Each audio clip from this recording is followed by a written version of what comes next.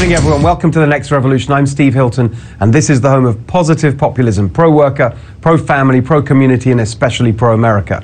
Great news. Joining us tonight for the hour, Tammy Bruce and Rob Smith. There they are. But first tonight, President Trump's parent power revolution. Here he is last week in what I thought was one of the most important policy statements of his presidency.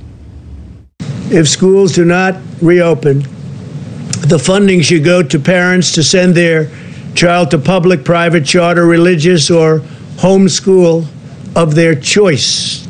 The key word being choice. If the school is closed, the money should follow the student, so the parents and families are in control of their own decisions. So we'd like the money to go to the parents of the student. I've been arguing for this for years. Here's what I wrote in my book, More Human. The government school monopoly requires standardization and a factory approach. We need a completely open local marketplace for schools. Teachers, educational entrepreneurs, and groups of parents must be permitted to set up schools free of bureaucratic restrictions and hassle. Today, it's becoming a reality. All because the teacher unions and the Democrats and the bureaucrats and the rotten educational establishment have overplayed their hand. As I put it in a tweet after last Sunday's show, the government school monopoly is dying. Suicide, thanks to teacher unions, school boards refusing to give parents what they want. Micro schools, homeschooling, it's all happening. Next step, federal school vouchers. My school money back. We've laid out the evidence. Week after week, the science says reopen schools. Children are far less likely to get the virus, spread the virus, suffer from the virus, while they are suffering massively from not being at school. But the exact same people who lecture us about following the data, who call you a science denier if you disagree with a single aspect of their ever more extreme environmental agenda, well, they are the science deniers now, keeping schools closed despite all the evidence that it's not just unnecessary for controlling the virus, but actively harmful to our children. Now, I tried to be open-minded. The bureaucratic school closure brigade, they're just covering their you-know-what, right? Government officials, they're always overcautious, prattling on about safety being their top priority, even though keeping kids away from school is not safe, it's dangerous. But when you see things like the United Teachers of Los Angeles in their school closure demand, adding Medicare for all, defunding the police, and a moratorium on charter schools, the Oregon Education Association demanding that charter schools even be stopped from offering distance learning. In North Carolina, a local affiliate of the NCAE demanding universal health care and income support for illegal immigrants. What has any of this got to do with slowing the spread of coronavirus? Nothing. The school closures are not about health, they're about power, a cynical trick to boost the power of probably the most destructive single institution in America, the teacher unions. And it's not just cynical, it's corrupt. The politicians caving to the teacher unions on school closures are just doing the bidding of their donors. More than $200 million over the last 3 decades. And with the Democrats, the institutional corruption goes all the way to the top. Joe Biden, throughout his corrupt career, bought and paid for by the teacher unions, including nearly $2 million since 2018 from just one of them. Here's what the unions got in return. You don't just have a partner in the White House, you'll have an NEA member in the White House. And if I'm not listening, I'm going to be sleeping alone in the Lincoln bedroom.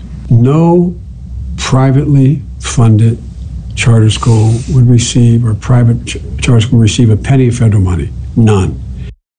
In his platform, Biden pledging to kill a Washington, D.C. school choice program that helps poor kids go to college, over 90% of them black and Hispanic. Biden's corrupt scheme to attack the very schools that help poor kids and black kids the most is racist and evil. It alone makes him unfit to be president.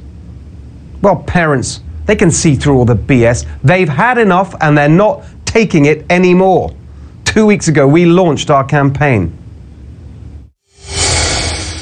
If your child's school won't open this fall, demand your money back so you can find an alternative. It's your child, it's your tax dollars. Why should you pay for a service you're not getting? That's our new campaign. Reopen schools or give me my school money back.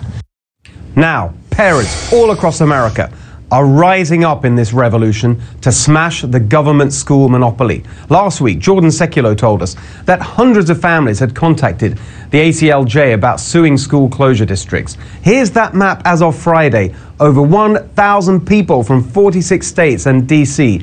If you want to join in, go to aclj.org/help. The scale and pace of this is shocking to the complacent education establishment. In this account shared by Bethany Mandel, within a 48-hour period, thousands of parents scrambled to online communities to put together homeschooling groups. There are reports of families teaming up to recruit teachers and form pandemic pods so their children won't go more months without a real education. Of course, the snooty elitists try to pretend this is all about rich white parents. It's racist to want to educate your kids now, apparently. How disgusting. For years, black parents have been in the vanguard of the school choice movement, as Thomas Sowell documents in his brilliant new book, Charter Schools and Their Enemies. As he put it himself, schools exist for the education of children, not to provide ironclad jobs for teachers, billions of dollars in union dues for teacher unions, monopolies for educational bureaucracies, a guaranteed market for teachers' college degrees, or a captive audience for indoctrinators. The left says poor parents can't handle school choice. How patronizing. One of the most inspiring sights of my life was seeing parents in one of the world's worst slums in Lagos, Nigeria, get together to fund a low-cost private school, paying just cents to send their kids there because the local government school was failing their kids. Private schools for the poor is a phenomenon sweeping the developing world. And now, here in America, the alternatives to government schools are becoming more and more affordable. There are many organizations ready to help. We'll put them out on social media over the next few days. Because the cost of these innovative alternatives is falling all the time, a federal school voucher in the low thousands of dollars would enable millions of parents to escape the clutches of the government schools. And that's exactly what President Trump announced this week he wanted in the relief bill. Guess who's standing in the way of that? Unbelievably, it's Mitch McConnell and Steve Mnuchin. Right now, planning to give $70 billion to school bureaucrats, including those who won't even open schools. They think this is smart politics before an election. No! School boards don't vote. Parents do. Give the money directly to them, just like the president wants. Make it a red line for the next relief bill. Let's get it done. Let's put power in parents' hands. Let's put our children first. Let's kill off for good the power of the educational establishment, the schools bureaucracy, the teacher unions who've all done so much damage for so long, and back the parent power revolution. Let us know what you think at Steve Hilton X and at NextRevFNC, and share this message when we post it. And remember, we'll be putting up all the resources for you or anyone you know who's interested in these low-cost alternatives to the government school monopoly. We'll be putting it out all through next week.